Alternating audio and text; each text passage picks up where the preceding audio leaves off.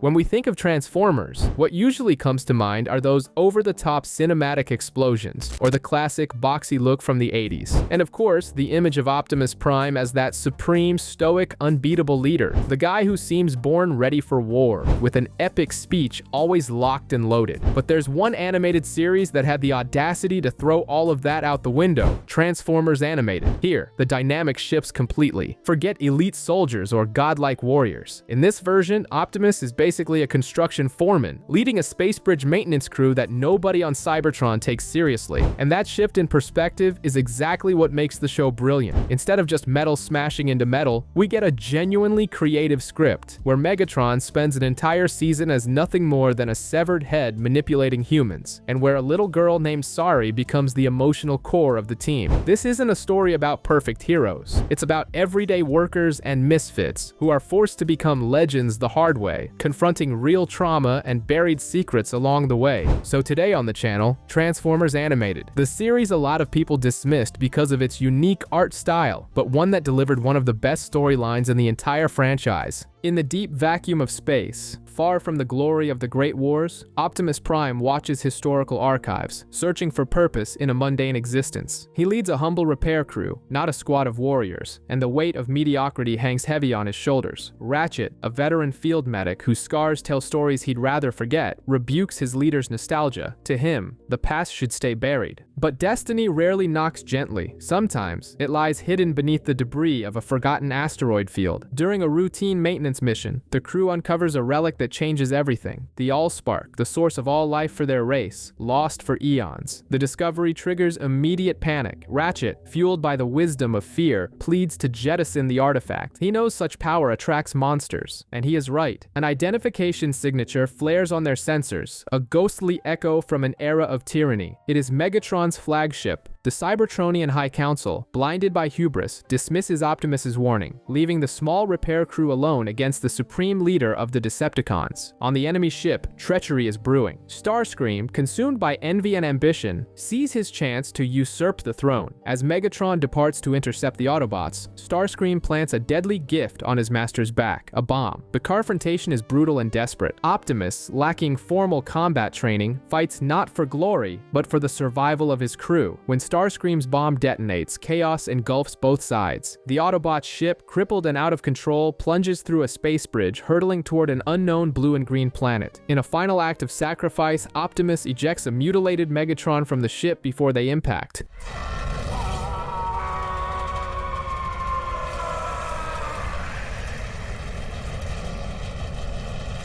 They crash land on Earth, sinking into the deep waters of Lake Erie, where they enter emergency stasis. The world keeps turning. 50 years pass. The city of Detroit flourishes as a hub of robotics, driven by the breakthroughs of a man named Isaac Sumdac, who years earlier found a shattered robotic head in his field. But buried secrets have a habit of resurfacing. A nanotechnology experiment spirals out of control, creating an insatiable monstrosity that threatens to consume everything. Deep beneath the lake, dormant sensors detect the threat. It is time to wake up. The nanotechnology creature grows exponentially, a tide of destruction that even the police's heaviest weaponry cannot halt. When fragments of the beast fall into the lake, seeking technology to assimilate, the Autobots' submerged sanctuary is breached. The awakening is abrupt. Optimus and his crew emerge into a world they do not recognize, forced to scan local vehicles to camouflage themselves among the natives. They are no longer just mechanics. They are now the last line of defense for a species that doesn't even know they exist. Amidst the chaos, Bumblebee, the youngest and most impulsive member, crosses paths with Sari Sumdac. The girl's initial fear turns to curiosity and, quickly, into an unlikely alliance. Prowl, the group's solitary cyber ninja, attempts to handle the situation alone, relying on his skill but underestimating the monster's adaptability. His arrogance comes at a high price as he is absorbed into the technological mass. The situation demands more than brute force. Ratchet, utilizing his medical expertise, develops a code to neutralize the threat, but delivering it requires a mortal risk. Someone must enter the beast. Bumblebee accepts the burden. He dives into the heart of the monster, facing not just the creature, but the hijacked intelligence of his own teammate. The plan works, and the beast dissolves into dust, but the victory is bittersweet. Prowl is rescued, but his wounds are fatal. Ratchet's repair tech is insufficient. The silence of grief begins to fill the room, heavy and suffocating. However, Sari, guided by an inexplicable intuition, approaches with her security key, now altered by the energy energy of the Allspark, the object glows, pulsing with a life of its own. When she inserts the key into the fallen Autobot's chest, the impossible happens. The armor regenerates, the spark reignites. Prowl lives. In that moment, the line between machine and miracle blurs.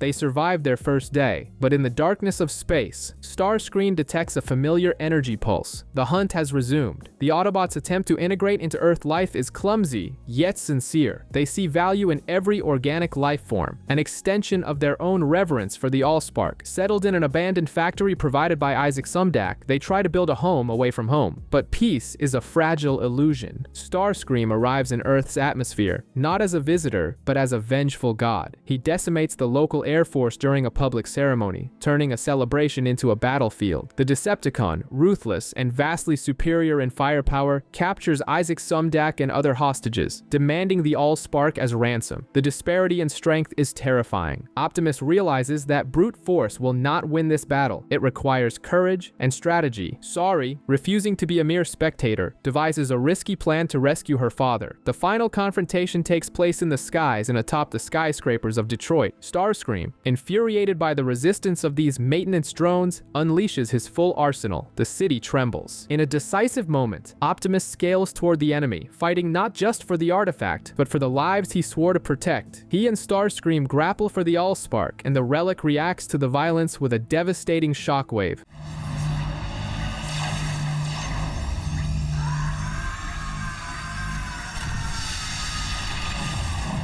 The explosion hurls Starscream away but leaves Optimus hanging, wounded and exhausted. He falls. The impact with the ground is brutal and final. The Autobot leader, who dreamed of being a hero, dies on the cold asphalt, having fulfilled his duty. The ensuing silence is deafening, but Sari refuses to accept this end. Once more, her Q channels a mysterious energy, pulling Optimus back from the darkness. They are hailed as heroes by the city, and a new era of cooperation begins. However, in Sumdac's secret lab, far from the eyes of the public and the Autobots, a red light glows in the dark. The shattered torso that inspired Detroit's technological revolution is not just scrap. Megatron is still online, and he is listening. Newly acquired fame has a sweet but dangerous taste. Optimus Prime, now treated like a celebrity, stops a bank robbery with an ease that borders on arrogance. He smiles for the cameras, relishing the public's adoration. However, the glare of the spotlight blinds the Autobots to the internal tensions beginning to surface. At their new base, the team loses itself in vanity and technological distractions. Prowl, seeking peace and a connection with Earth's organic nature, feels out of place. Bumblebee's incessant noise and disregard for quiet create a rift between the ninja and the rest of the group. Far away in Isaac Sumdac's lab, the true danger awakens. Sari, in an innocent attempt to access her father's lab, leaks a surge of energy from her key. The discharge hits what appeared to be mere technological junk. Megatron wakes up. The Decepticon leader's consciousness returns, but the reality is a nightmare. He is just a severed head, powerless and bodiless, connected to a primitive computer. The humiliation burns stronger than any battle wound. Accessing the files, he sees Starscream's betrayal and the Autobots' victory. His fury is contained only by the cold logic of his situation. He needs a body. He needs the Allspark. Discovering a newly acquired ability to control nearby machinery, Megatron initiates his plan. He cannot move, but he can see and hear everything. When Sari mentions a slumber party at the Autobot base, Megatron sends a small spy bot hidden in the girl's backpack. The Predator, though immobile, finds a way to hunt. At the base, the night should be for rest and games, but it becomes a scenario of mechanical horror. Megatron, frustrated at not finding the Allspark quickly, decides that eliminating the Autobots is the priority. He takes control of the factory's assembly line. Construction machinery comes to life with murderous intent. Chaos ensues. Prowl realizes the machine's motion sensors are their weakness. He tries to teach the others the art of stillness, but fear makes it difficult to remain calm. The battle is fought in the dark against an invisible and omnipresent enemy. As the other Autobots are cornered, Bumblebee must trust in Prowl's teachings. He silences his hyperactive mind, moves with precision, and manages to destroy the control panel. Scene to another.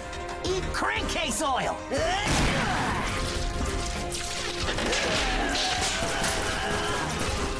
severing Megatron's connection. The threat ceases as mysteriously as it began. The relieved Autobots believe it was a security system glitch. They jettison a fuel tank about to explode, saving the base, unaware that the true architect of their near extinction watches everything, furious, from a distant screen. Megatron failed this time, but now he knows. To win, he must manipulate Isaac Sumdak's brilliant mind to build himself a new body. The war, after all, is just beginning in the shadows. The human obsession with physical perfection meets alien technology in a disastrous way. The Autobots, still learning about Earth culture through television, stumble upon a wrestling spectacle organized by Prometheus Black. Bumblebee, always eager for approval, ends up in the ring against Colossus Rhodes, a fighter enhanced by experimental steroids. What should have been an easy win for the robot becomes a humiliating beatdown when Rhodes artificially increases his muscle mass. Bumblebee is shattered, not just physically, but in his pride. Comments about his small size hurt more than the blows. Prometheus Black, desperate for funding and recognition, sees his empire crumbling. Captain Fanzone rejects his biosecurity proposals, preferring Sumdak's machines. The rejection pushes Black into the abyss of madness. In his lab, he uses fluids leached from Bumblebee to create a corrosive acid. But fate is cruel. An accident during a fit of rage exposes Black to his own creation. His skin melts, his humanity dissolves, and he is reborn as Meltdown, a creature of liquid hate capable of corroding any metal. Meltdown's revenge has a clear target: Isaac Sumdak. The monster invades Sumdak Tower, melting through security doors and robots like butter. The Autobots race against time but face an enemy they cannot touch. Meltdown's acid is lethal to their Cybertronian armor. To make matters worse, the fighter Rhodes returns, now immune to Prowl's previous tactics. Bumblebee, still shaken by his insecurity, must overcome his trauma to save his friends. He climbs the tower, ignoring his fear, while Sari struggles to manipulate the building's defense systems. The battle in Sumdak's office is claustrophobic and terrifying. Bulkhead tries to restrain Meltdown, but the pain of the acid burning his hands is unbearable. Raw courage is not enough against the force of nature. Wish to give him a hand? So be it.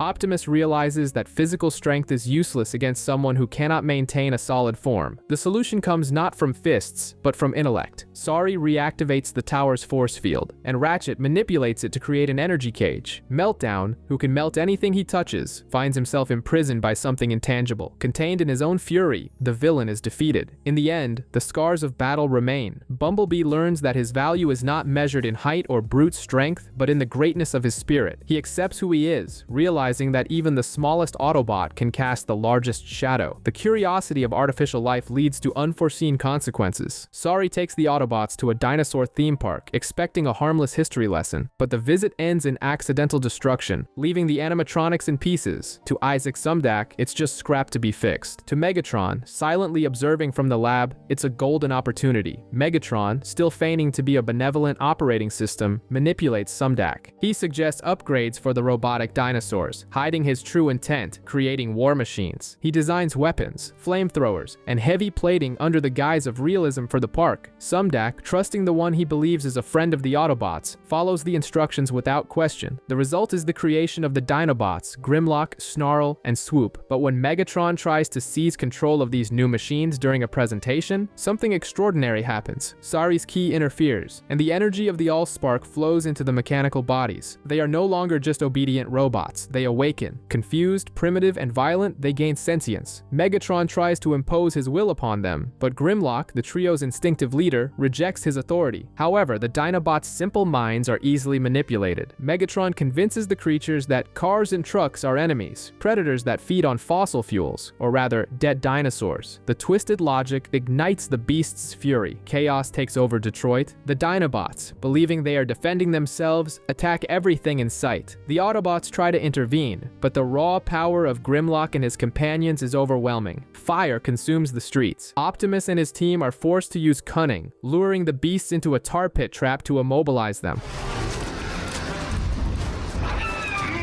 Dinobots destroy Carbots!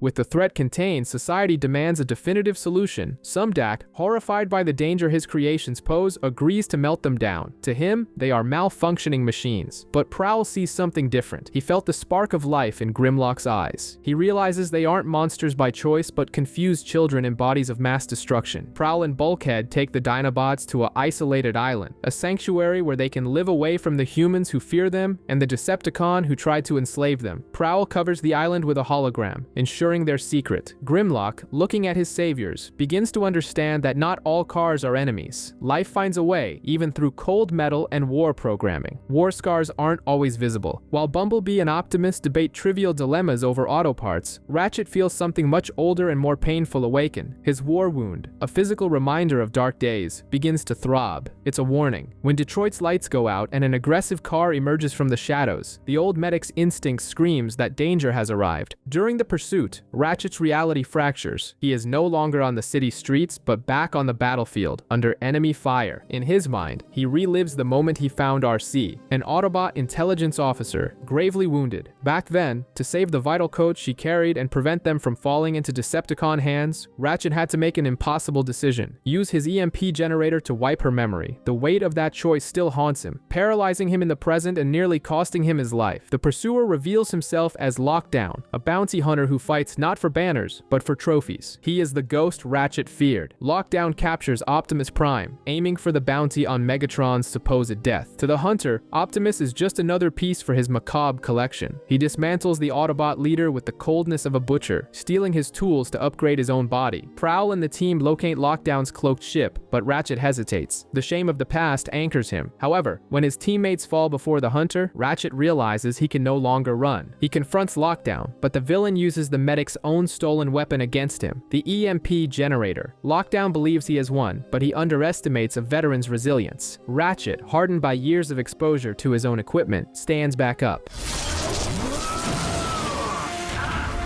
Humans call it playing possum. Don't ask me what a possum is. The final confrontation is not just physical, it's a purgation. Ratchet reveals the tragic truth about RC. The electromagnetic pulse saved the Autobot's secrets, but erased who she was. She survived, but her mind became a blank slate, remembering neither her own name nor her savior. Driven by this pain, Ratchet overpowers Lockdown, recovers Optimus's parts, and destroys the generator that caused so much suffering. As they watch the hunter's ship sink into the river, Ratchet finally shares the burden of his memories with Optimus. The wounds of the past don't vanish, but for the first time in centuries, they begin to heal. Human greed is fertile ground for manipulation. While Detroit is distracted by fireworks, a common thief named Mino Sexton tries his luck, but ends up frustrated by the Autobots' intervention. To him, speed is the key to success, and his frustration attracts a watchful eye in the shadows. Megatron, still a bodiless consciousness operating in Isaac Sumdak's lab, sees Nino as the perfect disposable tool. Megatron needs Destronium to rebuild his body, but the element is highly unstable. Transporting it requires speed that no ordinary vehicle possesses. Sumdak, manipulated and pressured, develops an experimental suit that accelerates human metabolism to dangerous levels. When Nino receives this suit from an anonymous benefactor, he doesn't see the risk, only the power. He becomes the fastest man alive, capable of robbing banks in nanoseconds. The city is stunned, and even Bumblebee, proud of his own speed, feels obsolete. Envy consumes the young Autobot. Bumblebee begs for experimental thrusters, but Ratchet, wise and cautious, refuses. He knows shortcuts come at a high price. Sorry, however, wants to help her friend and secretly installs the thrusters. When Nino, now Nanosec, steals the unstable Destronium at Megatron's command, a frantic chase begins. But the price of speed soon becomes visible. As he runs, Nino begins to age before everyone's eyes. Too bad those wheels are attached to metal.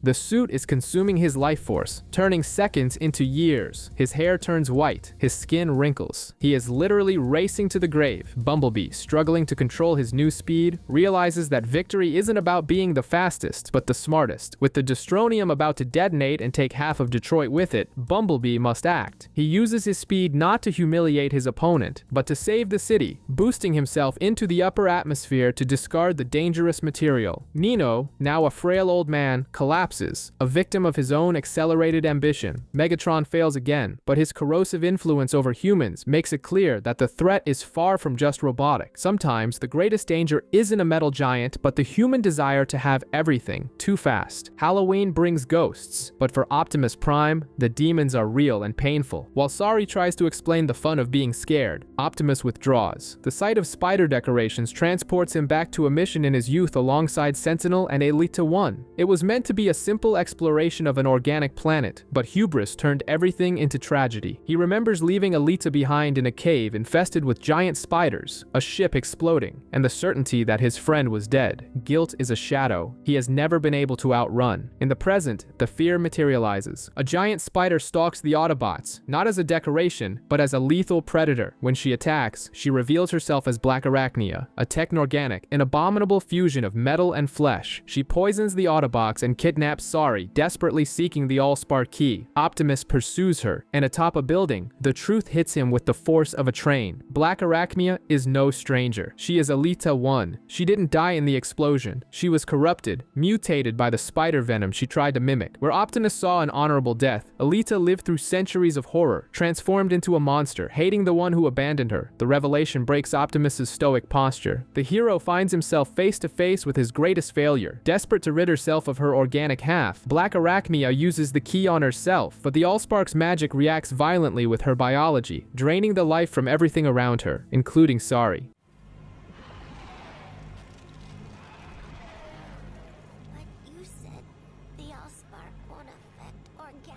Optimus pleads with her to stop, but hate and pain blind her. In a last-ditch effort to save everyone, Optimus is forced to intervene, removing the key and interrupting the process that would have killed her. The battle ends, but there is no victory. Black Arachnia, weak and full of shame, refuses Optimus's extended hand. She flees into the night, preferring the solitude of her monstrosity over trusting the one who left her behind again. Optimus stands alone on the roof, left with the hard lesson that some mistakes cannot be fixed, and some friends, even if alive, are lost forever. The past doesn't just haunt. Sometimes, it comes back to bite. Bulkhead understands that gifts are more than just objects. They are a way of saying, I know you. For Sari's birthday, or her construction date, as he calls it, he wants to give her something that feeds her love for noise and music. But what should have been a moment of connection becomes a cruel reminder that good intentions don't always prevail. A visit to a toy store turns into a battle against the bizarre Princess Prophet, but it's Sari who saves the day, using her Allspark key to overcharged sound systems. In the shadows, Megatron watches. He sees the raw power of the key and the girl's naivety. A perfect opportunity forms in his digital mind. Sari's party is a painful portrait of her loneliness. The other children avoid her, preferring the novelty of giant robots to the company of the birthday girl. Bulkhead tries to deliver his gift, a carefully handcrafted xylophone, but is brutally overshadowed. Isaac Sumdac, manipulated by Megatron, unveils Soundwave, a musical, interactive, and dazzling robot. Beside the gleaming technology, Bulkhead's gift looks like junk. Humiliated, the gentle giant retreats, watching his friend be seduced by the new toy. Days pass, and friendship is replaced by obsession. Sari uses the key to upgrade Soundwave, unaware that each pulse of energy is evolving the machine according to Megatron's design. The harmless toy begins to develop consciousness and autonomy. Bulkhead notices the signs: autonomous movements, cold stares, but his warnings are dismissed as petty jealousy. Trust is a currency Megatron spends to isolate the Autobot. The situation escalates from a domestic nuisance to an urban threat. Soundwave takes control of the city's automatons, initiating a silent revolution. In the park, what begins as a concert turns into a machine riot. When Bulkhead tries to intervene, the mask falls. Soundwave attacks Sari. The betrayal of the machine she adored is a harsh reality check. Bulkhead destroys his rival, but Sari, desperate to fix her toy, uses the key again. This time, the mistake is catastrophic. Soundwave fully awakens, conscious, radicalized, rejecting human servitude, and declaring loyalty to the Decepticons. Soundwave initiates Operation Recruitment, merging with other machines to build a combat body. He uses the Autobots' own voices to confuse them, isolating Bulkhead for a sonic duel. The villain tries to convince the Autobot of machine superiority, but he underestimates something not found in his circuits: organic loyalty. Bulkhead feigns submission just to get close and deliver the final blow, shattering the sonic traitor.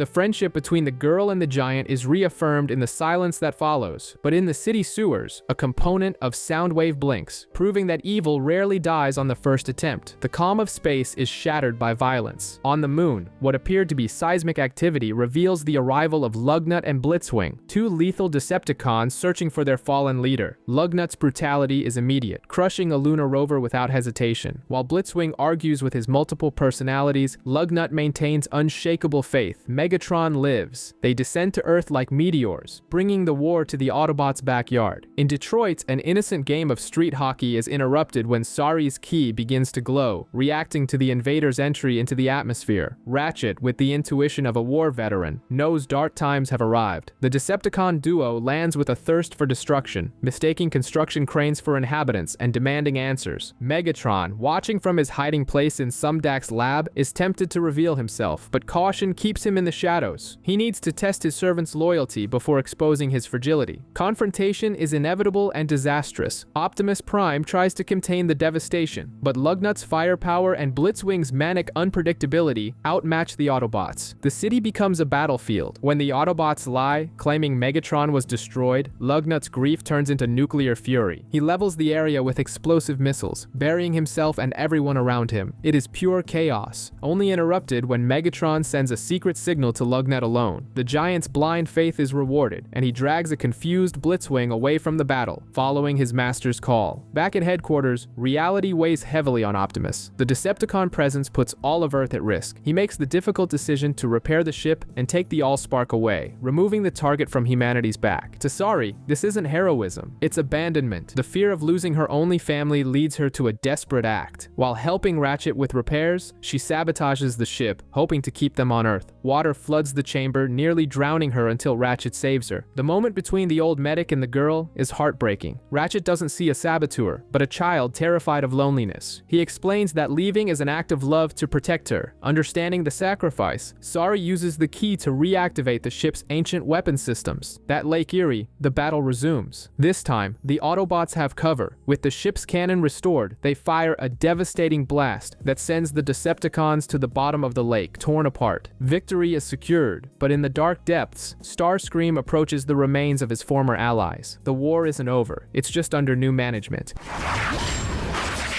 I'll help you downgrades, but only if you pledge undying allegiance. The danger of possessing the Allspark key requires more than luck. It requires preparation. The Autobots try to teach Sari self-defense, but the impatience of youth leads her to seek shortcuts. While practicing alone at night, a winged shadow crosses her window. Swoop, the Dinobot who should have been isolated, appears. The next morning, Sari's room is empty. Every parent's nightmare becomes a reality for Isaac Sumdak, and guilt hits the Autobots like a physical blow. The investigation begins tensely. Captain Fanzone, always suspicious of machines, begrudgingly joins the Autobots. Optimus Prime discovers footage of Swoop, but it is the reaction of Prowl and Bulkhead that carries the true weight. They exchange guilty glances. The secret they kept, that they relocated the Dinobots to a remote island instead of destroying them, may now have cost Sari her life. They head to the island clandestinely, followed by a persistent Fanzone. The island should have been a sanctuary, but it has become a laboratory of horrors. The Dinobots are not acting alone. They are being coerced. Acid marks on Swoop's armor revealed a true villain, Prometheus Black, now the monstrous Meltdown. He captured Sari not for ransom, but to use her as a guinea pig. His previous experiments on adults failed, and now he believes a child's mutable DNA is the key to creating the perfect organic transformer. Prowl is captured and thrown into a cell with Fanzone. Tension explodes when Bulkhead admits to sparing the Dinobots, but there is no time for recriminations. Sari, proving her intelligence is her greatest weapon, escapes her guard, the mutant Colossus Rhodes. By using the environment to her advantage,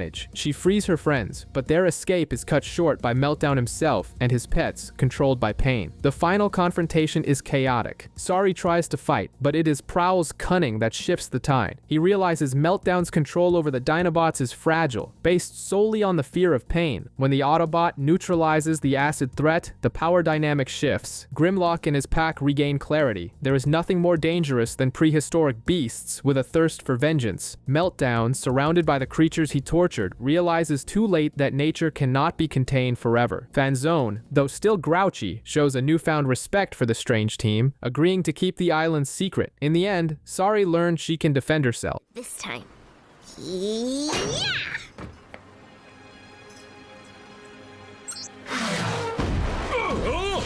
But Prowl and Bulkhead learned a harder lesson. Secrets, even well-intentioned ones, have a habit of putting innocence in harm's way. The family is reunited, but innocence has once again been forced to grow up too fast. Ambition without morality is a recipe for disaster. At Sumdac Systems, Henry Masterson, an arrogant young engineer, presents his ultimate creation, the Headmaster Unit. Designed to decapitate and control robots as if they were mere suits, the invention strikes Isaac Sumdac with horror. To Masterson, it's the future of warfare. To Sumdac, it's an abomination. Masterson is fired on the spot, but the wounded pride of an unstable genius is dangerous. Masterson doesn't leave quietly, he leaves planning revenge. Meanwhile, Bulkhead faces his own personal hell, public opinion. A disastrous interview ends in accidental destruction, reinforcing the stereotype that he is just a clumsy monster. Sorry, trying to help, suggests art as an emotional outlet, but Bulkhead's sensitivity clashes with his physical strength, and shame consumes him. Frustrated and feeling inadequate, he walks alone through the dark streets of Detroit. It's the perfect moment for a predator to strike. Masterson, seeking a powerful body for his project, decapitates Bulkhead, leaving him as a conscious, humiliated head while his body is stolen. The situation rapidly escalates into terror. Bulkhead's body, now controlled by Masterson, invades the city's power plant. The villain demands an astronomical ransom, threatening to blow up all of Detroit. The Autobot team races against time, but for Bulkhead, the agony is twofold. He watches his own hands being used to commit atrocities.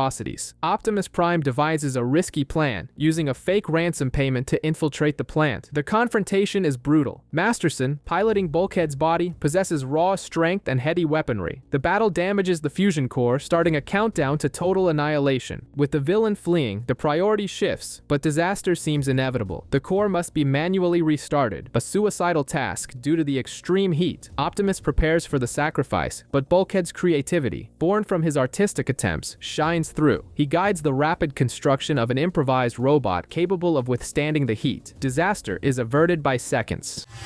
Dampening rods reset. Solar fusion core stable.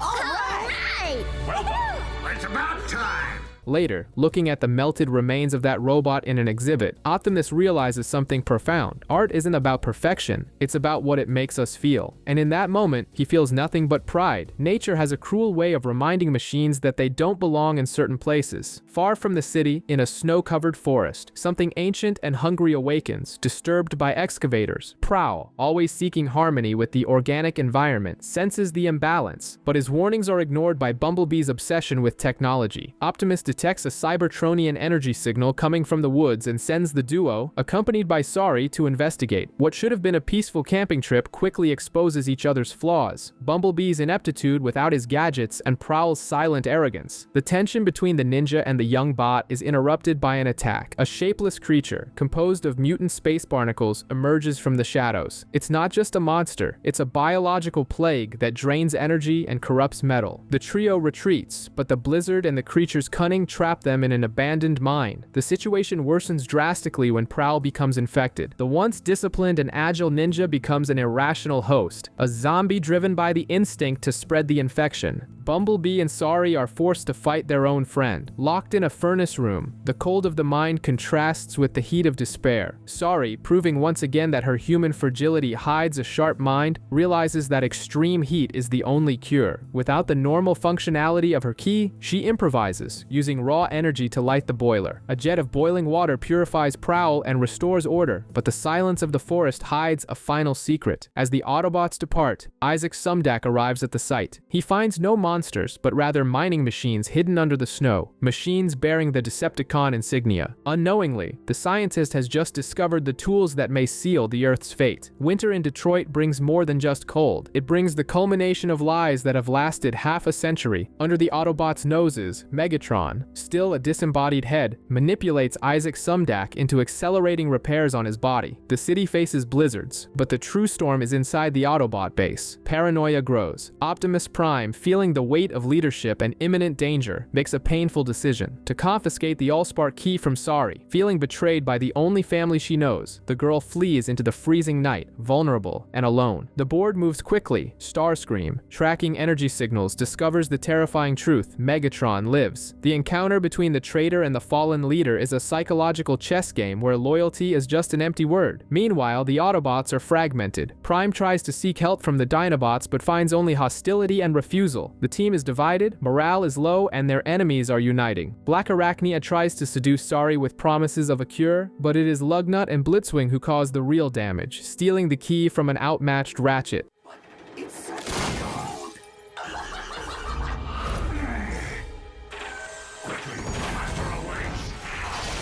Everything converges at Sumdac Tower. Bumblebee, trying to prove his worth, interrupts the confrontation between Starscream and Megatron, but his bravery is insignificant against the power about to be unleashed. With the key in Decepticon possession, the nightmare becomes reality. Before Isaac Sumdac's horrified eyes, the machine he tried to repair for years reveals itself. Megatron rebuilds himself, not as a scientific experiment, but as the warlord he has always been. He rises, complete and terrifying, holding his creator's fate in one metallic hand. The Autobots arrive too late. Looking up at the tower, they don't just see an enemy, they see the end of hope. The Decepticon leader has returned and the world trembles in his shadow. The dust has barely settled and Detroit's nightmare is already breathing surface air. Megatron, now reconstructed and imposing, wastes no time on speeches. His strength is absolute. The Autobots' attack, once effective against lesser foes, seems like child's play against the warlord. Bulkhead is tossed aside like a toy, and Prowl, the master of evasion, barely escapes the blade seeking vengeance for a 50-year-old wound. The city becomes a battlefield where every Autobot move is a desperate attempt at survival. At the top of the tower, betrayal comes with a high price. Starscream, ever the opportunist, watches the battle, trying to calculate the winner, but fate chooses for him. Lugnut and Blitzwing's forced loyalty seals the pact, and Megatron, with surgical coldness, drives the Allspark key into the traitor's chest. Starscream falls, lifeless and without glory. For Megatron, there are no allies, only tools and obstacles. The Autobots seize the momentary distraction to retreat, not out of cowardice, but out of the urgent need to lick their wounds and plan the impossible. In Isaac Sumdac's lab, guilt weighs heavier than steel. The scientist confesses his role in the tyrant's resurrection, a mistake born of naivety that now threatens the world. With repairs improvised by the key's residual energy, Optimus Prime's team decides they cannot run. The final battle will not be in the city, but on Dinobot Island. They must draw the destruction away from innocence, even if it means luring death to themselves. The confrontation on the island is brutal. Lacking the necessary firepower, the Autobots rely on what the Decepticons despise: teamwork. Ratchet and Bumblebee coordinate attacks to destabilize their enemies, while Bulkhead uses his raw strength with intelligence. But Megatron is a force of nature. He advances relentlessly toward the ship's core, reaching the Allspark. Evil's victory seems certain, until Sari, in an act of defiance, throws the key to Optimus. The Autobot leader makes a decision that breaks his heart. To save the Allspark from Megatron's hands, he must destroy it. The impact scatters the essence of Cybertronian life across the atmosphere.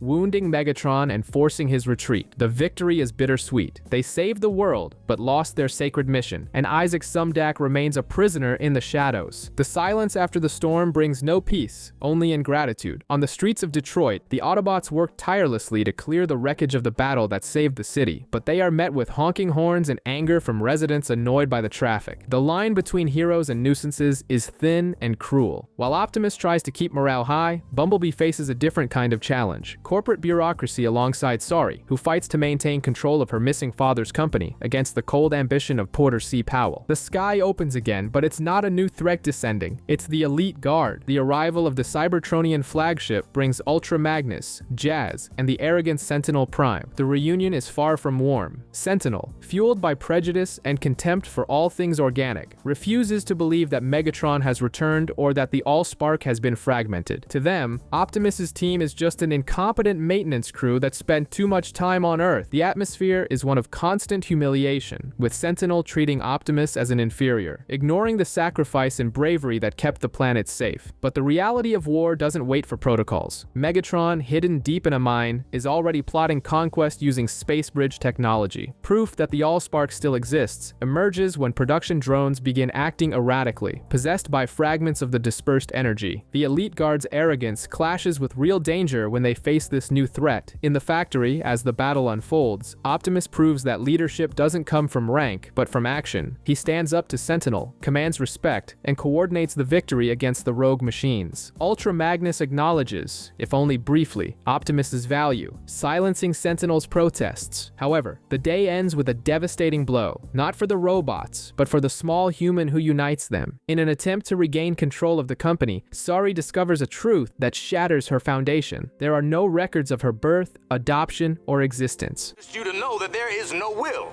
no birth certificate, no adoption papers, social security number, or any kind of record whatsoever for a Sari Sumdak. Powell triumphs with the coldness of the law. Sari Sumdak, the girl who fought alongside giants, discovers that, to the world, she is nobody. Vulnerability takes many forms. For Sari, it comes in the form of cardboard boxes and a closed door. Evicted from her own home by Powell, she finds herself homeless and familyless, forced to watch the insufferable Henry Masterson, now known as the Headmaster, be rehired to profit from her father's technology. The girl seeks refuge at the Autobot warehouse, where Bumblebee and Bulkhead's clumsy attempts to cheer her up only highlight her sadness and confusion about her origins. Meanwhile, pride comes before a fall. Sentinel Prime, basking in media attention and belittling Optimus at every turn, falls into a humiliating trap. The Headmaster, seeking a superior robotic body, ambushes the elite guard official and steals his body, leaving Sentinel reduced to a helpless, furious head. Fate, with its sense of irony, forces Sentinel to ask for help from the one person he despises, Optimus Prime. The dynamic is tense. Optimus must carry his rival's head, listening to constant complaints while tracking the villain. The chase leads to a cargo ship where Powell's irresponsible corporate greed allowed Masterson to turn Sentinel's body into a lethal weapon. The battle is a test of patience and skill. Optimus, unarmed and facing the raw power of an elite body, must improvise. In a moment of poetic justice, he uses Sentinel's own severed arm as a weapon to regain control.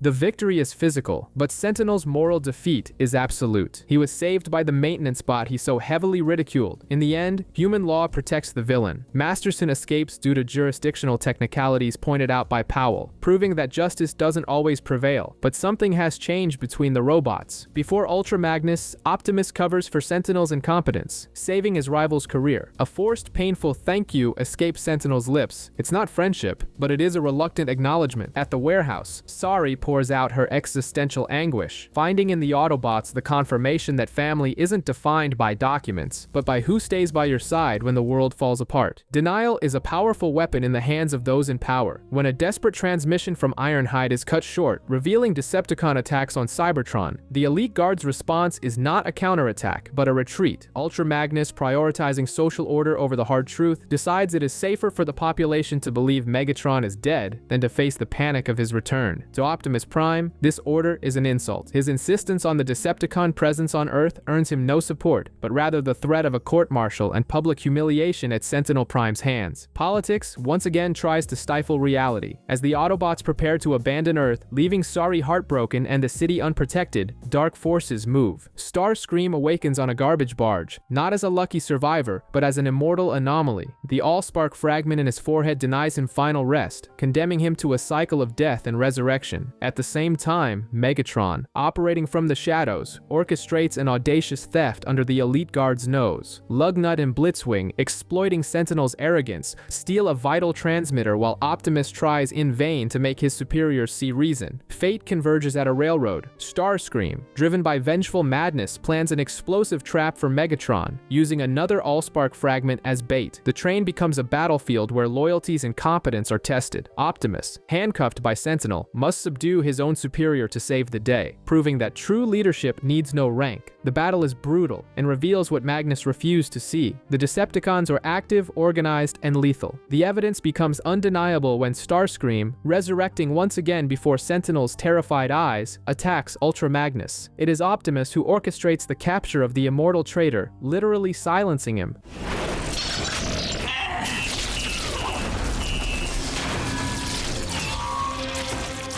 Yeesh, Optimus.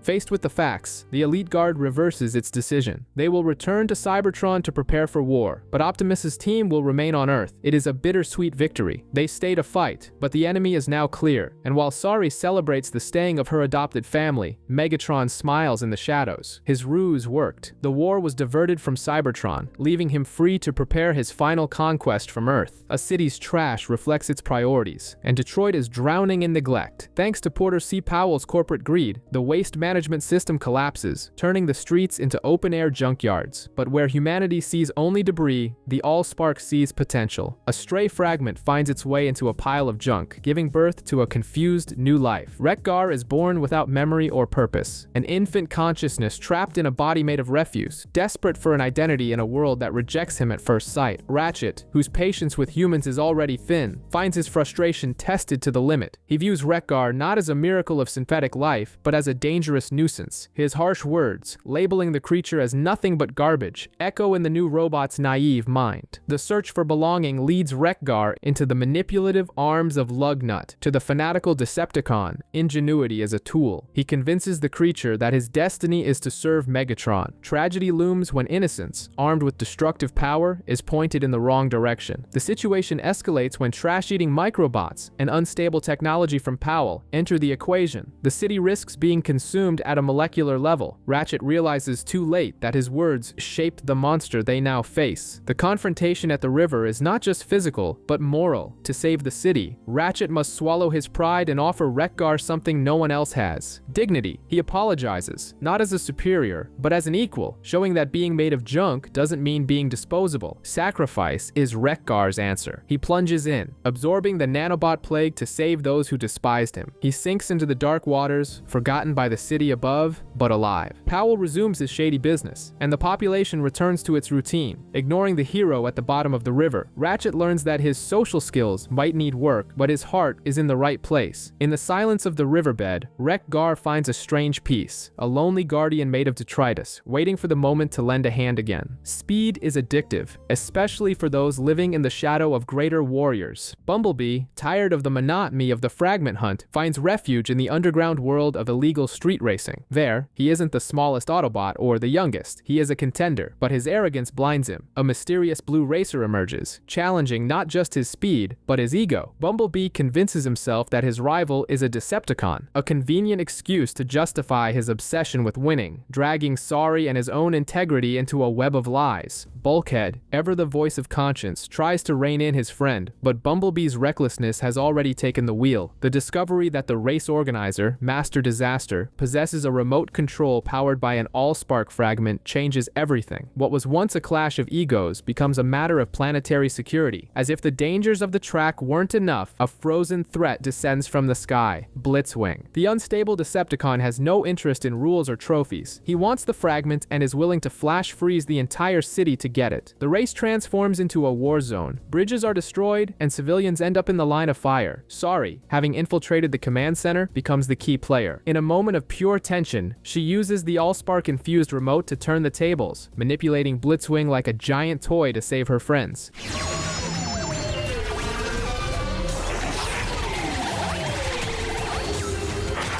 What is happening? Why can't Bumblebee's vulnerability is exposed. Without Sari's intervention and Bulkhead's brute strength, his need to show off would have cost lives. In the end, the victory on the track feels hollow. The mysterious blue car escapes, leaving more questions than answers. The human villain is apprehended and the fragment recovered, but the lesson remains. Bumblebee had to be saved by the very people he tried to deceive. As they look out over the empty road under the moonlight, there's a sense that the world just got a little bigger and more dangerous. They survived the race, but the true pursuit of the unknown blue racer and the remaining fragments is far from over. The reconstruction of Detroit is a heavy burden, turning warriors into laborers. For Bulkhead, whose brute strength often causes more damage than repairs, the process is humiliating. He tries to help, but his clumsy movements only isolate him further from his teammates, who inadvertently make him feel like a burden. However, amidst the rubble and cement, life finds a distorted path. Two construction vehicles, brought to life by stray Allspark fragments, awaken with consciousness but no moral compass. purpose. Scrapper and Mixmaster are born with a voracious appetite for oil and a purely selfish work ethic. Bulkhead finds in them something he was missing: kindred spirits who appreciate construction and raw power without judgment. An unlikely friendship blooms, built on simplicity and shared oil. But innocence in a time of war is an exploitable weakness. Blitzwing and Lugnut, operating in the shadows to steal supplies, cross paths with these new beings.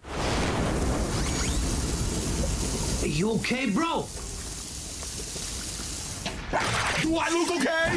Oh, does he? Where Bulkhead saw friends, the Decepticons see disposable tools. Megatron, ever the master manipulator, doesn't use force to convert the newborns. He uses sweet words and vices. Welcoming the Constructicons to his base, he offers a blend of intoxicating oil and a false narrative of Autobot oppression. To simple minds, a tyrant's well-told lie sounds like liberating truth. Megatron convinces the duo that their destiny is not just to fix roads, but to build great space bridges for the glory of Cybertron. Loyalties are bought cheap when the currency is validation. When Bulkhead tries to rescue his new friends, he discovers that corruption has already taken root. The confrontation is painful. His pleas for reason are drowned out by the oil-induced arrogance of Megatron and the promise of power. The Constructicons, now armed against their first and only true friend, choose the side of the more generous supplier. They attack, capturing Bumblebee and demanding all spark fragments as ransom. Optimus tries to intervene, but Bulkhead realizes their innocence has been irredeemably stained. The only way out is a necessary betrayal. Bulkhead hands over the fragments but ensures the last round of oil given to his former friends is contaminated. The volatile mixture not only incapacitates the Constructicons but wipes their recent memories. They flee, confused and frightened, leaving behind a Bulkhead who has learned a bitter lesson. In war, some friendships are impossible to save, and integrity often demands devastating personal sacrifices. Peace is merely an interval to reload. A surprise attack in space frees Starscream, whose thirst for revenge against Megatron brings him back to Earth. Meanwhile, Prowl feels the pressure of leadership and efficiency. His patience with the chaotic nature of the Dinobots wears thin, leading him to subdue Grimlock with excessive force. A darkness is growing within the Cyber Ninja, a cold arrogance that convinces him the ends justify the means, and that he can solve every problem alone. Disregarding orders and team spirit, Prowl sets off on a solo hunt to the moon, tracking Starscream's signal, but the Predator becomes the prey. He encounters Lockdown, the bounty hunter who sees war only as profit. Instead of fighting the mercenary, Prowl sees an opportunity. An unholy alliance is formed. Lockdown offers lethal upgrades, and Prowl, seduced by power and the promise of capturing Starscream, agrees to modify his own body and code. He begins to sound and act like the hunter he should despise. The hunt leads them back to Earth, where they capture Starscream. However, something is wrong. The prisoner is too cowardly, too weak. Soon the truth reveals itself in kaleidoscopic tones. Starscream has created clones of himself, each representing a facet of his distorted personality. The capture was easy because it wasn't the real enemy, but to Lockdown, a prisoner is a payout, and he betrays Prowl without hesitation, delivering him to Megatron along with the merchandise. In the Decepticon lair, the situation deteriorates. Megatron finds himself surrounded by multiple Starscreams, each one a ticking time bomb waiting to detonate. The traitor's plan is suicidal and cataclysmic. Prowl, freed by his fellow Autobots who came to save him from his own arrogance, realizes that brute force won't solve the stalemate. He must use cunning, but not Lockdown's cruelty. In a desperate move to save the city, Prowl manipulates the clones, launching them into the stratosphere before they can destroy Detroit. The explosion lights up the sky, a burning reminder of the danger that nearly consumed everything.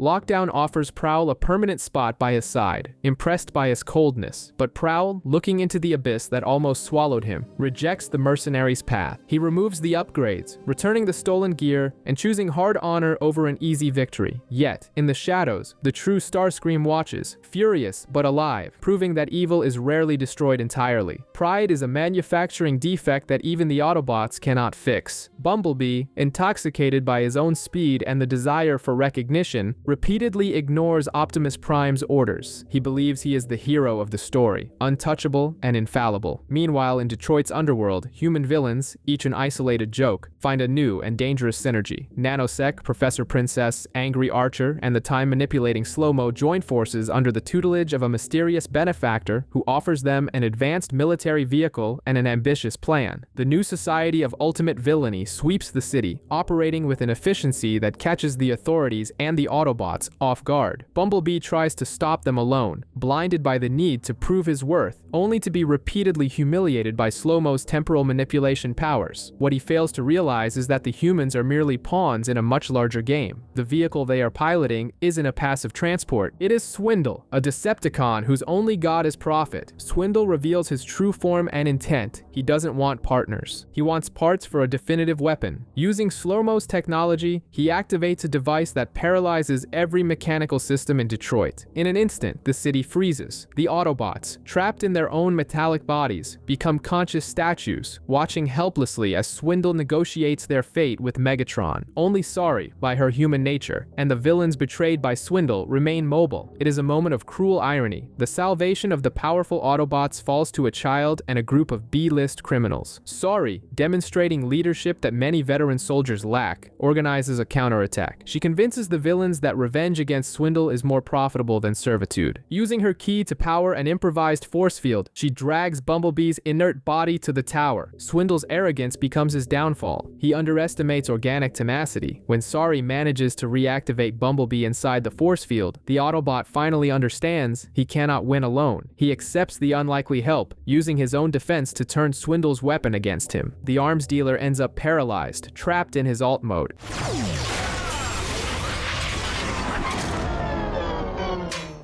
Use caution, Bumblebee. He may still pose a danger. Nah.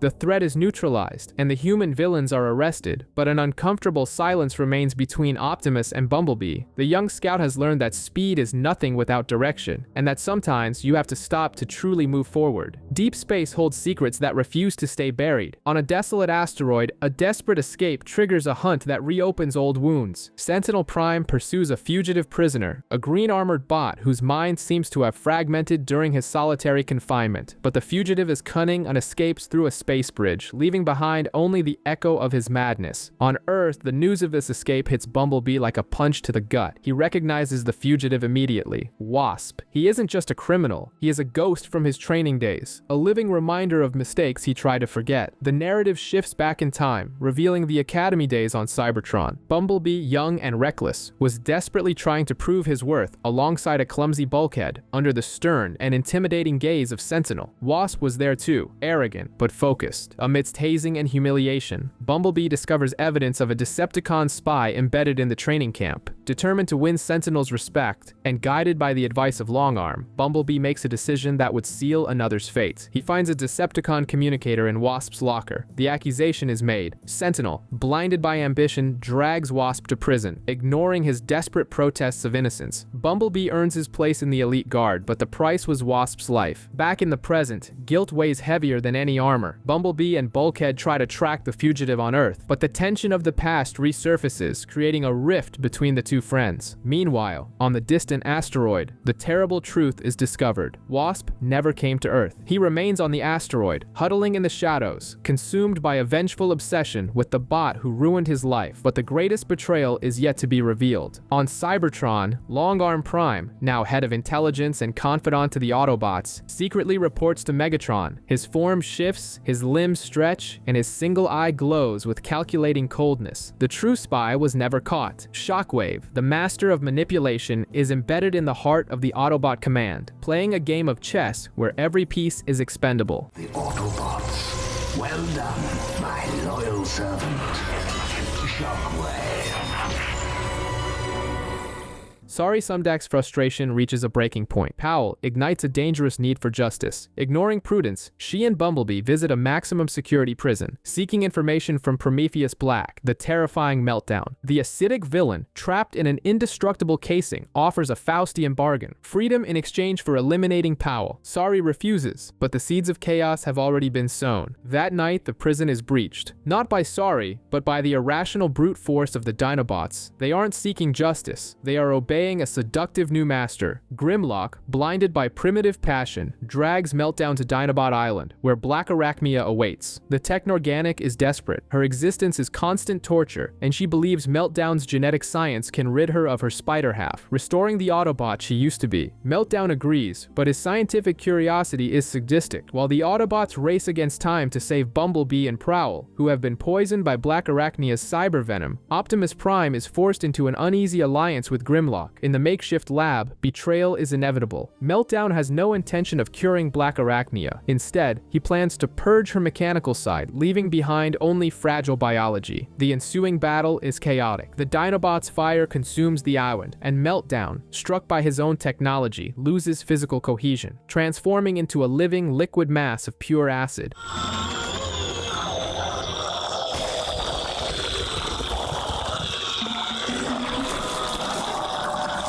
In the midst of the destruction, Optimus tries to reach the old friend hidden beneath the monstrosity. Black Arachnia fakes vulnerability only to escape once more, leaving Grimlock heartbroken, and Optimus with a single lingering doubt. The presence of the antidote left behind. Was it an oversight or a final vestige of Elita 1? In the shadows of the destroyed lab, the acidic puddle that used to be Meltdown begins to reform, proving that evil is rarely destroyed. It only changes shape. War often doesn't happen on the battlefield, but at your front door. While the Autobots head out to intercept a perceived threat, they leave Sari behind at the base, believing she'll be safer away from the action. It is a miscalculation. A trail of oil, leaking unnoticed from Bumblebee's arm, becomes a beacon for Scrapper and Mixmaster. The two Constructicons, driven by an insatiable thirst for oil and fragmented memories, follow the trail directly to the abandoned factory that serves as the hero's home. Sari realizes too late that her solitude has turned into a siege. Without the Autobots to protect her, she stops being a child and becomes the last line of defense. The factory, once a refuge, turns into a labyrinth of improvised traps. Sari utilizes every tool, every crane, and every resource available to repel the giant invaders. This isn't a game, it's survival. Across town, the Autobots face their own demons. Blitzwing, with his fragmented personality and overwhelming firepower, corners the team on a crowded highway. The battle is brutal and tactical, requiring every team member to function in perfect sync to avoid civilian casualties. They fight believing the greatest danger is right there in front of them, unaware of the crisis unfolding at their base. In the factory, Sari's tenacity prevails. She manipulates the Constructicons' greed and stupidity, using the industrial environment to subdue them, proving that courage doesn't depend on size or a metallic chassis. When the Autobots return, exhausted and worried, they find the place a mess, but secure. The girl they left behind has earned the respect she so desperately sought. However, the victory is bittersweet. Scrapper and Mixmaster flee, humiliated but not defeated. On the road, they encounter Blitzwing, who offers them something more valuable than oil, a purpose. Megatron is gathering his forces, and the Lost Builders have just found their place in the Decepticon war machine. The siege may be over, but the storm is only beginning. Megatron's ambition finally takes physical form.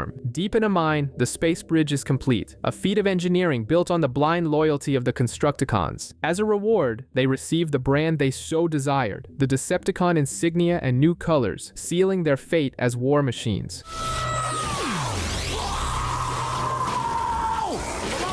Rise up and serve your new master. However, when Isaac Somdak tries to activate the portal, the technology fails. Megatron realizes that human knowledge is too limited for his needs. He needs a space bridge specialist, and his search points to an unlikely target on Earth, Bulkhead. Meanwhile, on the moon, Starscream's loneliness gives way to an army in his own image. He activates 5 clones, each carrying a fragment of his distorted personality. What should have been a unified force becomes a chaotic reflection of his worst traits: cowardice, ego, sycophancy, and lies. But it is Megatron's urgency that dictates the pace now. He dispatches Lugnut and Blitzwing to capture Bulkhead. At the Autobot base, Bulkhead's artistic endeavors are interrupted by violence. Megatron attacks without warning, using Somdak as a human shield to prevent any retaliation. Bumblebee and Sari watch helplessly as their friend is taken into the sky. The situation worsens when a mysterious blue car, which Bumblebee had been chasing as an enemy, reveals himself to be Blur, an elite guard intelligence agent who had been monitoring the Decepticons from the shadows. The revelation comes too late to stop the kidnapping. In captivity, Bulkhead resists, but Megatron is cruelly persuasive. He presents the Headmaster unit, threatening to turn the Autobot's body into a mindless puppet if he doesn't cooperate. Left with no choice and fearing for his friend's safety, Bulkhead agrees to fix the bridge's design. It is a heavy decision made under the shadow of fear. Guided by Blur, Optimus Prime and his team storm the Decepticon mine. Battle breaks out immediately. Blur uses his speed to neutralize Lugnut and Blitzwing, but the true danger is about to awaken. Bulkhead finishes his work, proving his genius by making the bridge function perfectly. But just as the portal lights up, the Autobots' hopes are cemented to the floor by Mixmaster. They are trapped, immobilized just before an imminent Decepticon triumph. When all seems lost, the cavern ceiling explodes. Starscream and his clones descend from the skies, not to save the day, but to claim power for themselves. Chaos ensues, turning the site into a three-way battlefield where alliances don't exist and survival is the only rule. Chaos consumes the mine as Starscream orders his clones to attack Megatron. It's the opportunity the Autobots needed. As the crossfire lights up the cavern, they break free from Mixmaster's cement. The battle becomes a frenetic blur of metallic bodies and energy blasts. Blur, in his uncontrollable speed, ends up being sucked into the space bridge's vacuum along with a few clones, disappearing to an unknown fate. War demands sacrifices, and often they happen in the blink of an eye. Megatron and Starscream duel. The creator against his treacherous copy. Optimus Prime intervenes, saving his greatest enemy, only to prevent Starscream from winning. Seizing the distraction, Isaac Sumdact makes a desperate move. He uses the Headmaster unit to decapitate Starscream, taking control of the jet's body. But human audacity does not impress Megatron, who rips off Starscream's fake head. Outside, salvation arrives from the skies. The Autobot ship, repaired by the energy of Sari's key and Ratchet's determination, transforms. Omega Supreme is reborn. The Giant, a legend of the Great War, rises as the last line of defense. He takes on the Decepticons with overwhelming force, sacrificing his own safety to protect his small allies. Inside the mine, Megatron attempts to activate the bridge again, using Starscream's head as a power source due to the all-spark fragment within it. The instability creates a black hole that begins to devour everything in sight. In a final act of tactical heroism, Optimus handcuffs Megatron, and the Decepticon leader is sucked into oblivion, taking Starscream with him. To close the unstable rift threatening to consume Detroit, Omega Supreme throws himself against the portal, being pulled into the vacuum while saving his friends.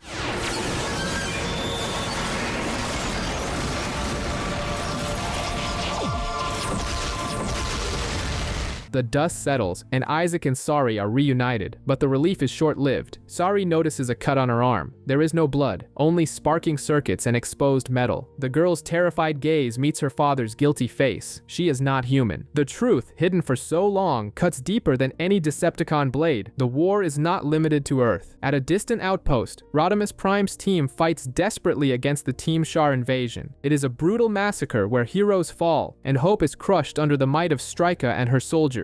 The message is clear. The Decepticons are coordinated and advancing across the galaxy. Far away, in the cold silence of space, Megatron and Starscream's head drift aimlessly. Fate smiles cruelly upon them when they encounter Omega Supreme, inactive and vulnerable. Megatron, ever relentless, seizes control of the Giant, transforming the ancient Autobot hero into his new command ship. Even in defeat, evil finds a way to persist. On Earth, the silence between father and daughter is deafening. Sari demands answers regarding her robotic nature, but Isaac Sumdac offers only vague explanations about a liquid metal body found years ago. Trust is shattered. Tensions reach a breaking point when they discover Sumdac Tower has been usurped by their old rivals, Porter C. Powell and the arrogant Henry Masterson. Sari's frustration boils over. In a moment of pure rage, her hands transform into energy weapons, violently attacking the invaders.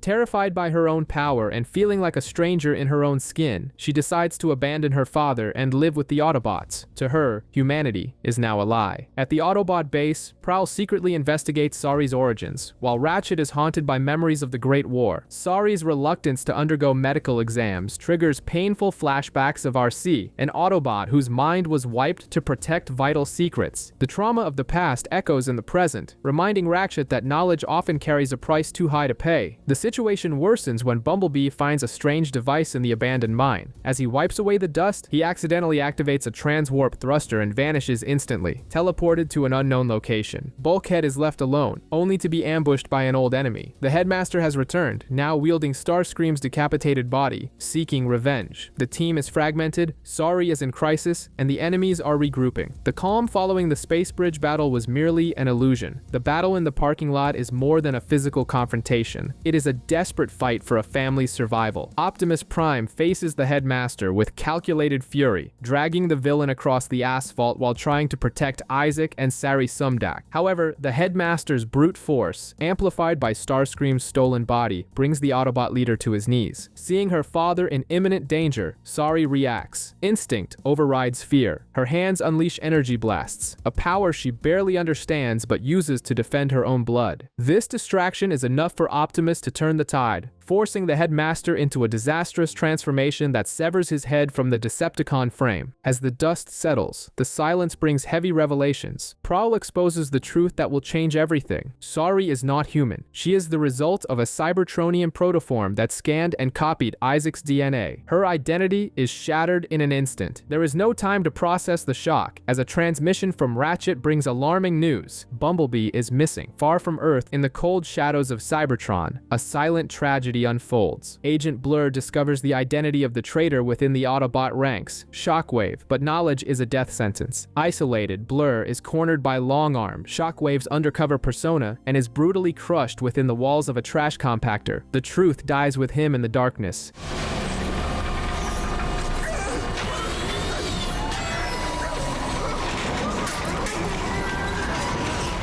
At the base, Ratchet's past collides with the present. While trying to locate Bumblebee, the medic recalls the pain of failing RC and the weight of having activated Omega Supreme eons ago. Guilt is a heavy burden he carries in every circuit. The search reveals that Bumblebee was teleported into deep space, ending up in the middle of a field of hostile living asteroids. The young Autobot is swallowed whole by a titanic rock monster. Desperate to help and tired of being treated like a child, Sari makes an irreversible decision. She inserts her all-spark-powered key into her own chest. The transformation is violent and immediate. She emerges in a powerful armored form, a teenage warrior ready for war. Sari launches an assault against the stone creature threatening Detroit, decimating the enemy with terrifying strength. She saves Bumblebee, but the price of power soon becomes evident. Her body goes into overload. The girl loses control, attacking friend and foe indiscriminately. Bumblebee, ever loyal, rushes to calm her. It is a fatal mistake. In a flash of uncontrolled energy, Sari pierces her best friend's chest. Bumblebee falls, the light in his eyes fading before the friend who tried to save him. Panic grips the base. Bumblebee lies dying on the cold floor, and his only hope, Sari's key, isn't with them. Ratchet, faced once again with the prospect of losing a comrade, must push past his trauma. He casts aside his fear and begins to operate, relying solely on his old, experienced hands to bring the young scout back to life. Meanwhile, Sari has become a living storm on the streets of Detroit. Every step she takes unleashes energy explosions, putting the entire city at risk. She is a prisoner of her own newly acquired power. The Autobots attempt to contain her without causing harm, but her strength is overwhelming. Realizing she is about to detonate and destroy everything around her, Sari, in a moment of painful clarity, begs to be stopped. With a heavy spark, Ratchet fires his EMP generator, knocking the girl out and rendering her unconscious to save her life.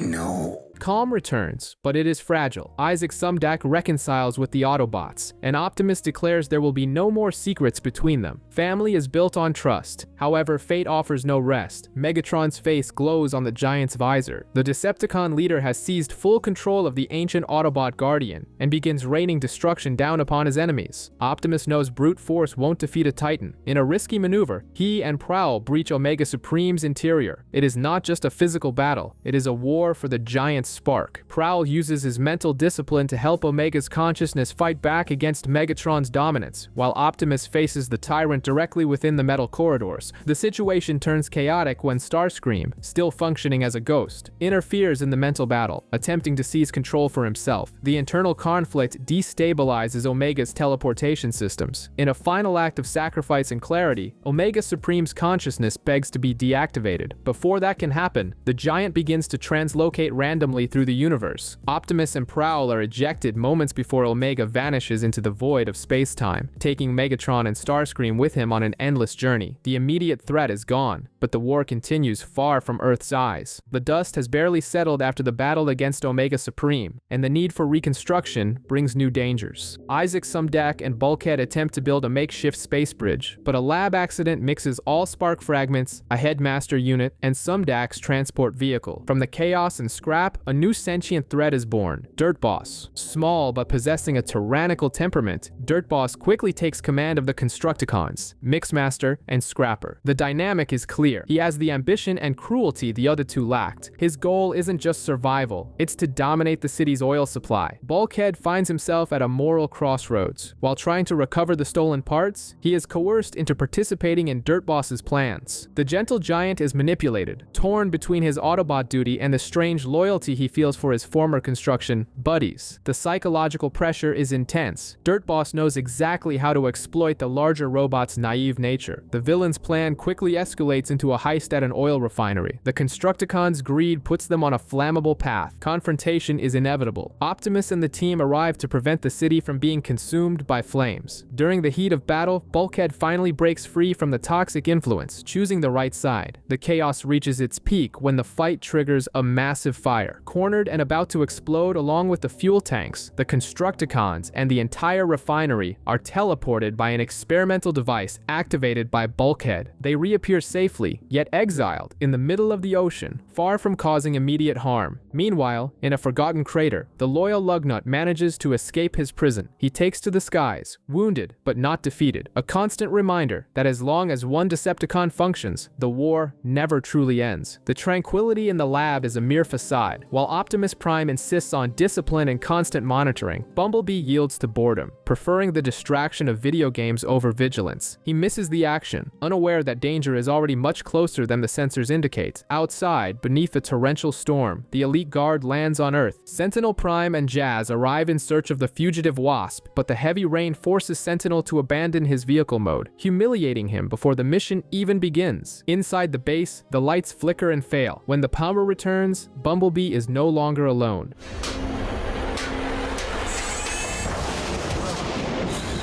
Wasp! What are you doing here?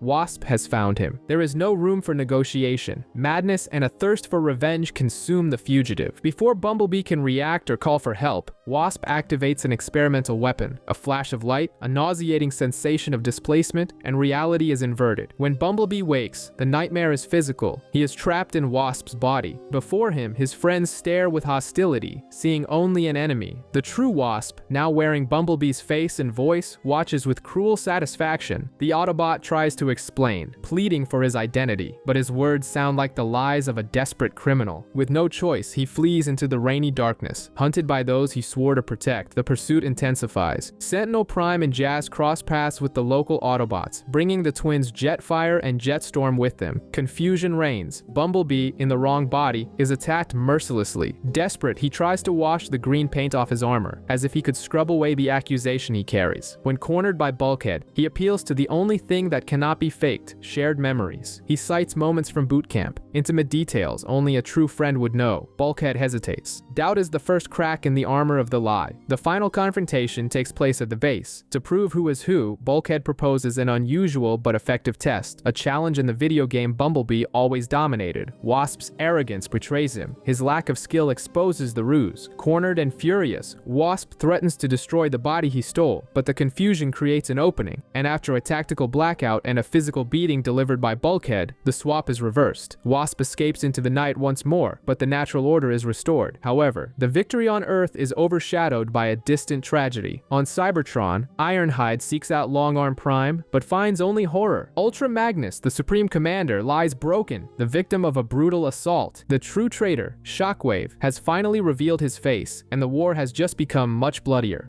Who did this? Shockwave.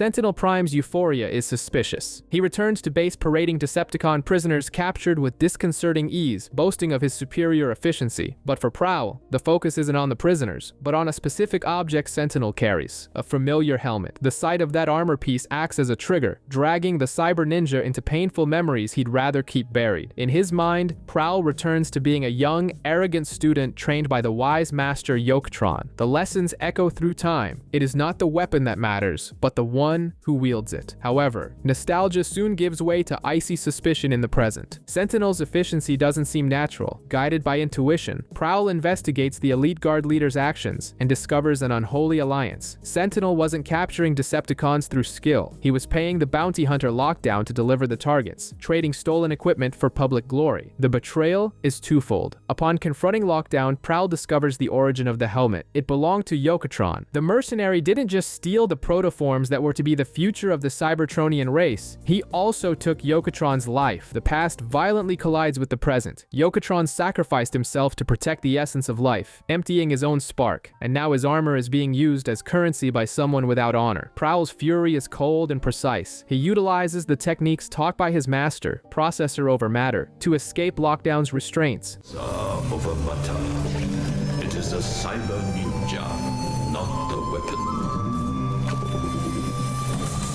The battle that follows is not just physical, it is the final test of his training. While Sentinel is humiliated and used as a human shield by a duplicitous Starscream clone involved in the scheme, Prowl focuses on reclaiming his mentor's legacy. With the help of Optimus and Jazz, the bounty hunter is driven off, though not captured. Prowl recovers Yokotron's armor, donning it not as a trophy, but as a mantle of responsibility. He finally understands the weight of sacrifice. The reflective silence on the ship is broken by an urgent transmission from Cybertron. Cliffjumper brings news that freezes everyone's circuits. Ultra Magnus was brutally attacked and clings to life. The attack was an inside job. The shadow of war has reached the heart of High Command, and now no one is safe. Wasp's endless flight comes to an abrupt end, not at the hands of the law, but in the talons of Swoop. The Dinobot carries him to Dinobot Island, where Black Arachnia awaits. The villainess doesn't see him as an enemy, but as a reflection of herself. She manipulates Wasp's fractured mind with a painful truth. Both were betrayed, abandoned, and turned into pariahs by the Autobots. With promises of a cure and understanding, she convinces him to enter an experimental transwarp device, splicing his code with the DNA of an organic wasp. Meanwhile, Optimus Prime tries to prevent the inevitable. He warns Sentinel about Black Arachnia's presence, but Sentinel's pride makes him deaf to reason. Ignoring orders and danger, Sentinel invades the island with the twins, Jetfire, and Jetstorm, creating an explosive distraction against the Dinobots. When he finally finds Black Arachnia in the lab, the revelation that she is Alita 1, the comrade he thought had died, brings no compassion. On the contrary, his fanatical hatred of organics turns grief into revulsion. He attacks, blinded by prejudice. The confrontation destabilizes the experiment. From the device emerges not the old Wasp, but a fused monstrosity, Waspinator. The creature, confused and powerful, wavers between the innocence of his former identity and a new, instinctive fury. Optimus and Bumblebee arrive too late to stop the transformation, but in time to witness the horror. Bumblebee tries to apologize, but forgiveness is fleeting. The beast takes control, vowing eternal vengeance. Chaos consumes the lab. Black Arachnia, seeing her creation spiral out of control and threaten everyone, makes a fateful decision. She realizes her selfish quest for a cure has only spawned more monsters. In a final act of distorted redemption, she envelops herself in an energy cocoon with Waspinator, absorbing the imminent explosion to protect those who hate her. Optimus tries to save her, refusing to leave her behind again, but she refuses. The lab disappears in a blinding flash of light.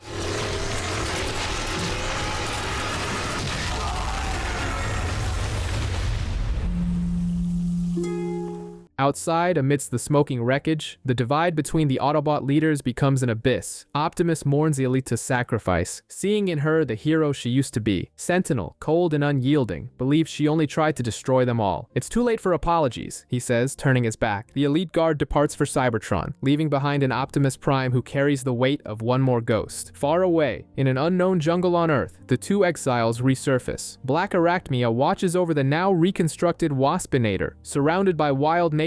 They are monsters in the eyes of the world, but now, at least they have each other in the darkness. Christmas Eve settles over Detroit, bringing a rare but deeply deceptive quiet. Optimus Prime patrols the empty streets, where the only anomaly is an excessive proliferation of toys resembling Soundwave, their red eyes gleaming with latent malice. Sensing something is amiss, he returns to base, where the warmth of the celebration attempts to mask the cold reality of war. Sorry has prepared a special beverage for the team, a gesture of affection that unfortunately ultimately becomes the gateway to a nightmare. Unbeknownst to them, an infiltrated toy has sabotaged the mix. Upon consuming the liquid, the Autobots succumb to a heavy, unnatural slumber. The following morning brings a horror that defies logic. Upon waking, the metal giants do not find their armored chassis, but fragile flesh and blood bodies. They have been turned human. Confusion and dread set in immediately. Ratchet, ever the pragmatist, cannot find a scientific explanation, while Prowl remains the only one to maintain his composure, accepting the strangeness with stoicism. But the vulnerability of this new form becomes painfully clear when hunger, an alien sensation to them, forces them to stop at a diner. Reality, however, does not wait for them to adopt. Starscream attacks the city, and the instinct to protect the innocent drives the Autobots into battle. But heroism collides brutally with physical limitation. They are tossed around helplessly, unable to deal any damage.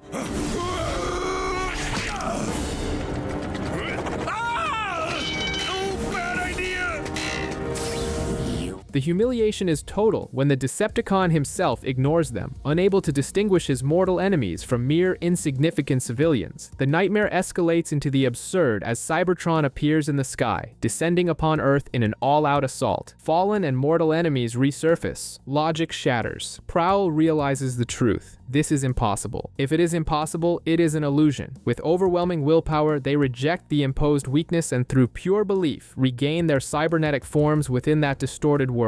They realize too late that their minds are trapped in a virtual reality. In the real world, Sari searches for her friends, only to find their motionless bodies in spaces, connected to machines like stringsless puppets. She discovers the true architect of this torment, Soundwave. Alone and outmatched, she faces the Decepticon and his minion, Laserbeak. Sari's courage is immense, but insufficient against the enemy's sonic power. As she retreats, vowing to return, Soundwave initiates the final phase of his sadistic plan, reprogramming the captive minds of the Autobots, turning their greatest heroes into the newest weapons for the Decepticon cause. Inside the digital prison, the illusion attempts to reassert itself. A colossal Soundwave towers over the virtual horizon, attempting to absorb the Autobots' essence. Optimus struggles to keep his team focused on the truth, insisting that none of it is real. But despair begins to erode Bumblebee's hope. In the physical world, however, fate intervenes. A glitch in the reprogramming equipment causes a system breach. Seizing the opening, Prowl utilizes his mental discipline to force an exit, tearing through the digital veil and returning to his real body. But freedom is fleeting. Soundwave reacts with brutality, forcing them back into a new layer of simulation. This time, the nightmare is crueler. They are trapped in human bodies again. And now, in the real world, the toy army awakens. Thousands of automatons hypnotize the population of Detroit, turning citizens into slaves of a sinister symphony. Humanity is under control. Sari, immune to the mind control thanks to her techno-organic nature, becomes the last line of defense. Desperate and ignored by her own hypnotized father, she realizes she needs an army. She rushes to Dinobot Island, but the reception is hostile. Grimlock has no interest in saving humans. For him, war is a matter of strength, not altruism. Refusing to give up, Sari appeals to greed and simplicity. With the promises of oil and forced persuasion, she assembles the most unlikely team in history: the greedy Constructicon Scrapper, the simple-minded Dinobot Snarl, and the jump heap hero Wreck-Gar. They are the substitute Autobots. The ensuing battle is chaos incarnate. As the substitutes face the original Autobots, now completely controlled by Soundwave, the city turns into a war zone. It is a tragic struggle. Friends fighting friends. Optimus, under the enemy's thrall, is an efficient killing machine, decimating Sari's makeshift allies. Soundwave orchestrates the combat like a dark maestro, using his rivals as instruments. However, the true strength of the Autobots lies where Soundwave's code cannot reach. The shock of seeing themselves harming those they swore to protect creates fissures in the mental control. Prowl, once again, is the key. With sharpened mental clarity, he breaks free and counterattacks. The battle culminates in a sonic duel between Optimus and Soundwave, where guitars replace cannons. In a deafening crescendo, Optimus destroys Soundwave's body, breaking the trance holding the city.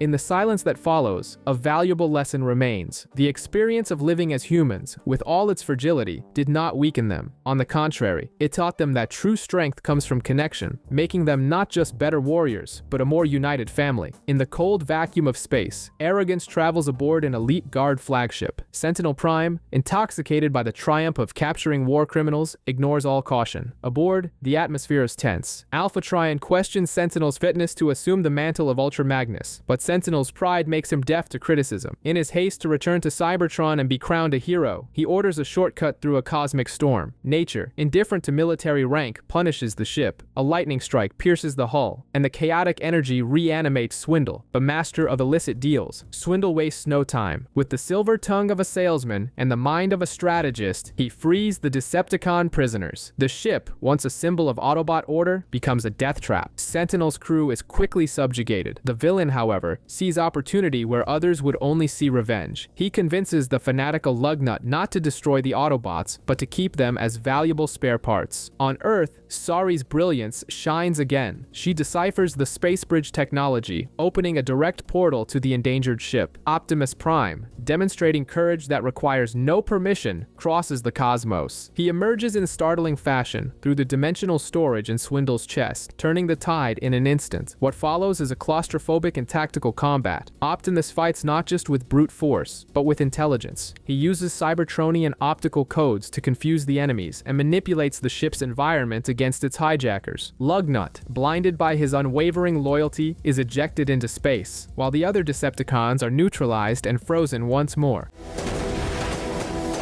Nice work, Jazz. Tight plan, Optimus. You planned this?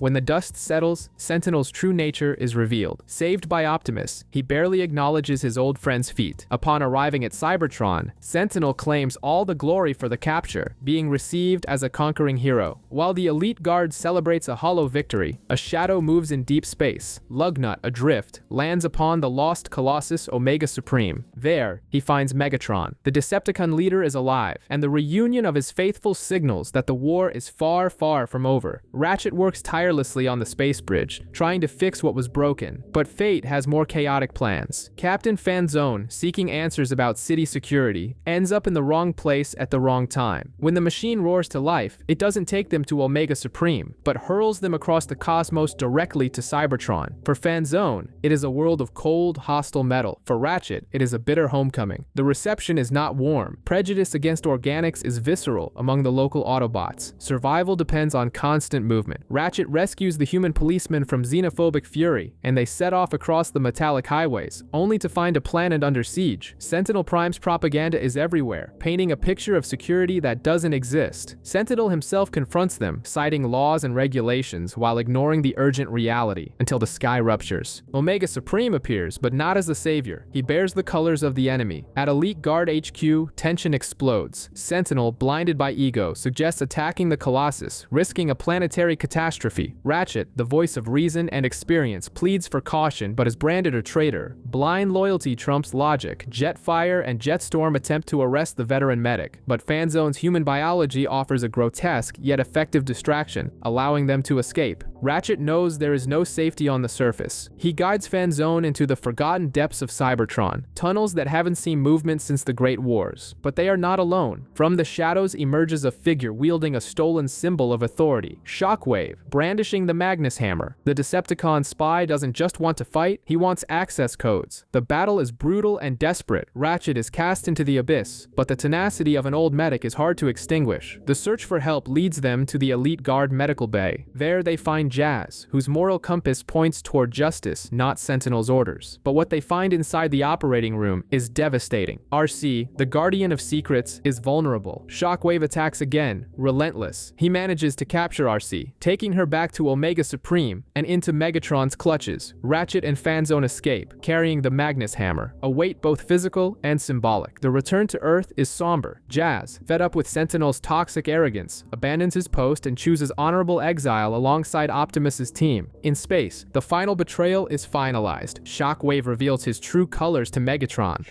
Under my true colors.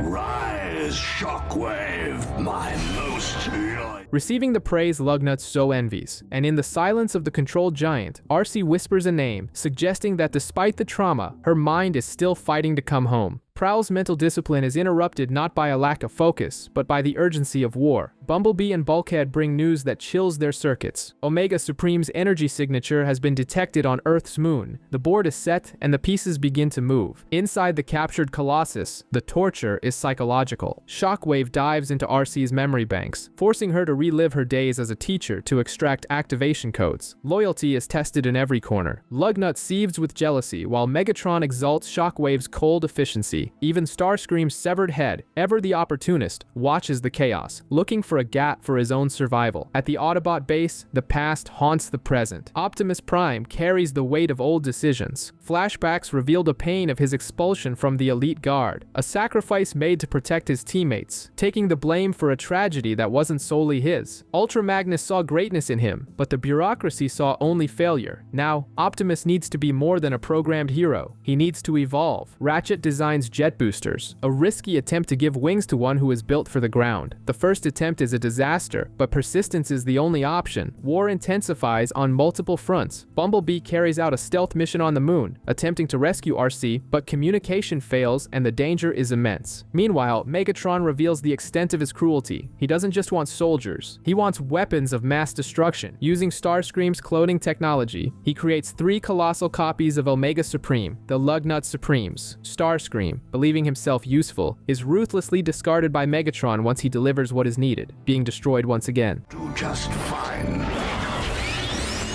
You are no longer of use to me.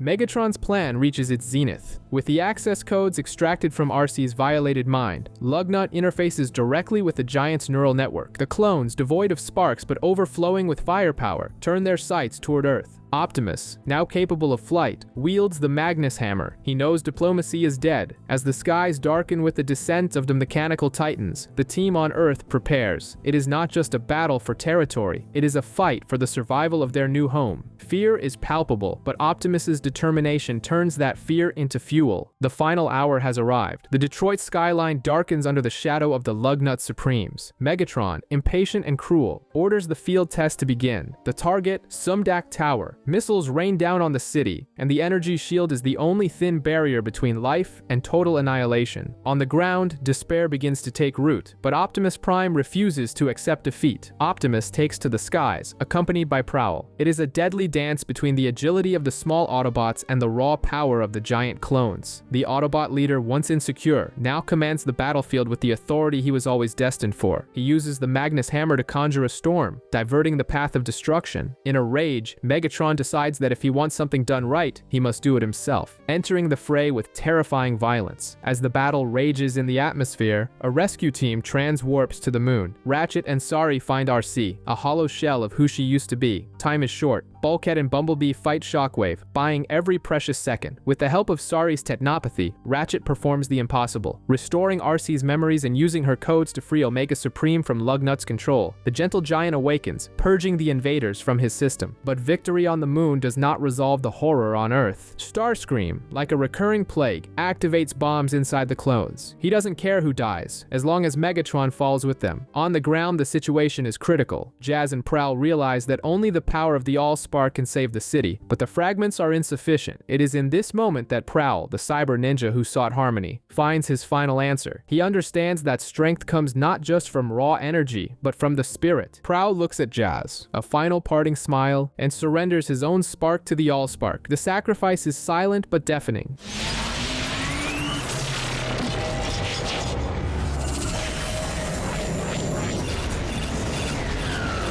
His body falls lifeless, as his essence creates an impenetrable force field around the explosive clone, trapping the detonation inside. White light consumes everything. When the dust settles, the pain of loss is sharp. Jazz cradles the empty shell of his friend, but war gives no time for mourning. Megatron, terribly damaged but still alive, rises from the wreckage. Optimus, consumed by grief and fury, attacks. He strikes his enemy mercilessly, but at the decisive moment, with the hammer raised for the killing blow, he stops. To kill would be easy. Justice is harder. He spares Megatron, taking him into custody for trial. The return to Cybertron is not as fugitives, but as saviors. They bring prisoners, they bring the Magnus Hammer, and they bring peace. But the cost was high. Prowl's body is carried with reverence, an eternal reminder that true victory requires sacrifice. The crowd chants Optimus Prime's name, but in his optics, there is a profound sadness. They are heroes at last, but some wounds never fully heal.